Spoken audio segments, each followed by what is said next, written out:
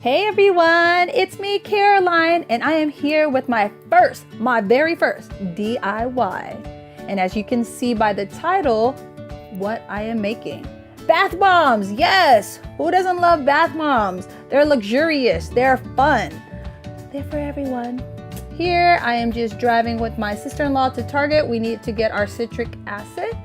And I was also curious what the prices are for these bath bombs. Of course, everyone loves Lush, which is where I usually get my bath bombs from. But I know stores are now carrying them. So this is Target. These bath bombs are probably the size we're gonna make. These are called Fairy Bomb. They are $4.99 a piece. That's crazy. And since we're at Target, of course, we're gonna get some coffee. It's too early. My beautiful sister-in-law, Mia, hi! We're gonna grab some coffee, and this is our beautiful bath bomb at a fraction of the cost, y'all. At a fraction of the cost. All right, let's get into our ingredients. Epsom salt, pure baking soda, olive oil, citric acid, water, food coloring, and any bath bomb mold that you have. Go ahead and grab everything and let's get started. Grab your essential oils. They're not only for medicinal uses, but they also just smell so good. So pick your favorite and go ahead and let's get started. So here we have 1 cup of baking soda. As you can see, we're having a hard time getting it out of the box, but we need a full cup.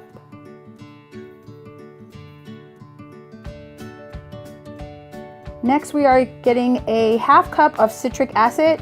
Probably want to use gloves and a mask for this, but we are Tongan. All right, next, ½ cup of Epsom salt.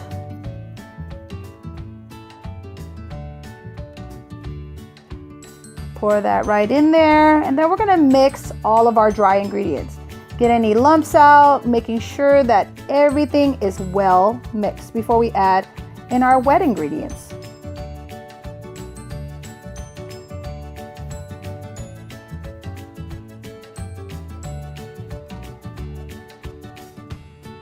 Moving on to our wet ingredients, we need 1 teaspoon of water,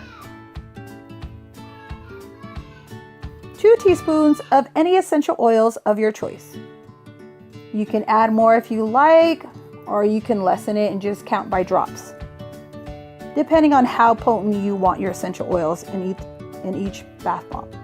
Now here, we're adding our food coloring, and you want to add any colors that you like. So we are doing almost like a sprinkle of rainbow. So we're adding in green, red, and yellow.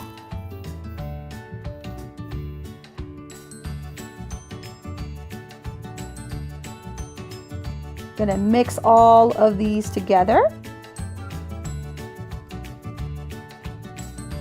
And finally, we're gonna add in 3 teaspoons of olive oil.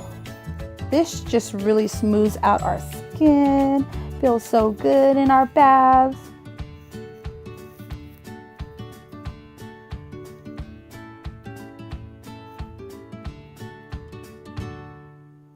Mix it well with a little whisk. Then we are going to add this into our dry ingredients. Now you want to make sure to add this in slowly. And yes, you can use a whisk, but you can use your hands too and get it all mixed in, which is what we are doing here, and slowly just adding that liquid in there.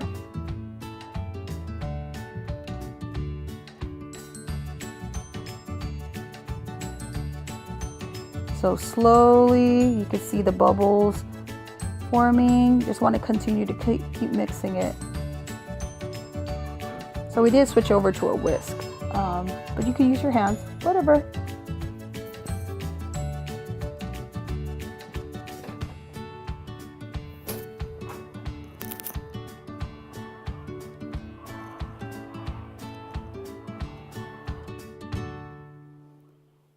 So we're gonna go ahead and finish up all that liquid into our dry ingredients. And we're gonna continue to mix it well. So the consistency that we're looking for is similar to the consistency of kinetic sand. I hope you guys are familiar with that. It's basically where you can grab it and it'll still take the shape of your hand or anything that it's in. So hopefully I'm zooming in so that you can see the texture. So we're squeezing it in here, and then you can see it's taking the shape of your hand. It is all ready. Don't be tempted to add liquid, please. This is exactly the texture you want it. So we're gonna grab our largest mold here, and we're gonna pack it in there. The most important thing is to really pack your mold very, very tight. And these molds we just got from Amazon. You're just gonna squeeze it in so that it pushes out automatically the excess. I'm gonna leave it in there. Gonna move on to our smaller circular mold.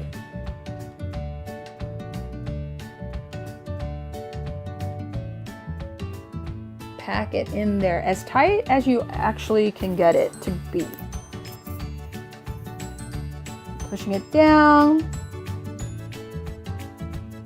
So now we're going to use this silicone mold, and we're just going to push in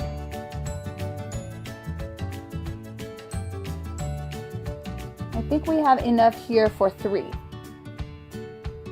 And again, you just really want to make it as tight as possible because this will help keep its shape.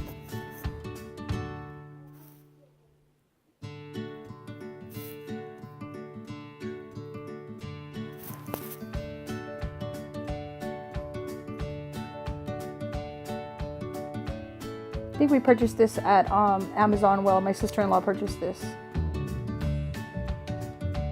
And you can pretty much use anything. Like, she's tried this with Easter eggs. The molds are really not important. You can basically use anything.